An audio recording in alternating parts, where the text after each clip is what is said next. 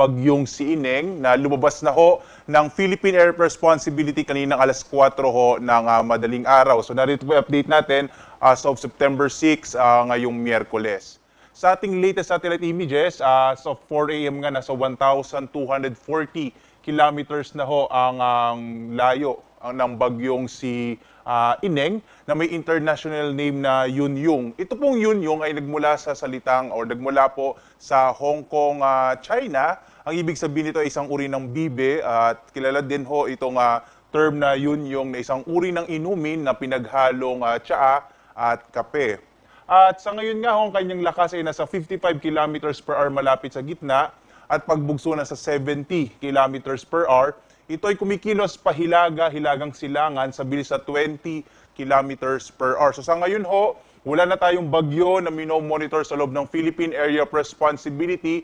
Wala rin tayong minomonitor ng iba pang low pressure area. Kaya posible ho, at least in the next 2 days, medyo maliit yung chance na magkabagyo tayo hanggang sa pagtatapos ng linggong ito. Pero umiiral pa rin yung southwest monsoon o hanging habagat. Bagamat inaasahan ho natin sa mga sunod na araw ay hihina na rin ito, yung nagpapalakas kasi sa habagat, yung kung maalala ho ninyo, yung bagyong Hana, ay nalusaw na rin sa may bahagi ho ng China. Kaya ho sa ngayon, ay inaasahan na lamang natin yung mga pag-ulan, partikular na lamang dito sa may kanlurang bahagi ng Luzon, yung Ilocos Region, Bataan at Zambales. Yung iba pang bahagi ng Luzon, kasama ho dyan yung Metro Manila, yung Calabarzon, Mimaropa, sa Cordillera, posible medyo maulap na lamang yung kalangitan pero po mas maliit na yung tsansa ng mga pag-ulan sa araw na ito. Sa lalabing bahagi ng bansa, sa mga kababayan ho natin sa Visayas, sa Mindanao, dito sa Bicol Region, sa may bahagi din ho ng Cagayan Valley Region, inaasahan naman natin yung mga usual ho na localized rain showers and thunderstorms sa hapon hanggang sa gabi o minsan ho sa madaling araw, hindi naman ito masyadong nagtatagal. Sa latest track nga ho ng bagyong si Ineng, makita ho natin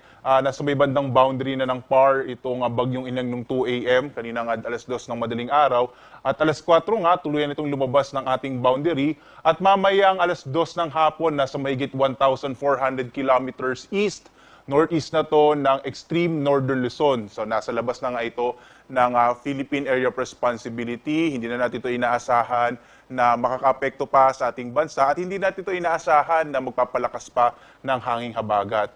Ngayong araw, posible pa rin ho yung mga pag-ulan, partikular na lamang dito sa may Ilocos Region, Zambales at Bataan. Sa iba pang bahagi ng ating bansa, posible na lamang ho yung mga localized rain showers and thunderstorms. In general, posibleng medyo mainit na panahon ang mararanasan sa malaking bahagi ng Luzon, ng Visayas at ng Mindanao. Samantala bukas, inaasahan natin posible ho na medyo maulan sa may Batanes at Babuyan Islands, epekto ho ng habagat, na posible pang makapekto sa lugar na yan. Pero inaasahan natin sa mga sunod na araw ay tuluyan na ngang hihina itong hanging habagat.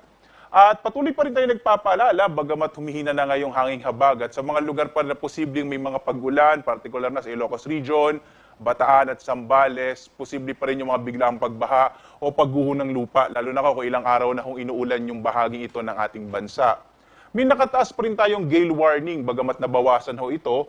Itong bahagi ng western section ho ng Luzon, itong area ng Ilocos Norte, Ilocos Sur, La Union, Pangasinan, Zambales at Bataan, at yung ilang area ho ng Batanes at yung northern coast ng Cagayan, medyo maalon pa rin yung karagatan, kaya delikado pa rin maglayag yung mga maliit sa sakyang pandagat at maliliit na mga bangka, kaya iwasan mo na pong pumalawot dito sa bahaging ng mga baybayin ng ating bansa.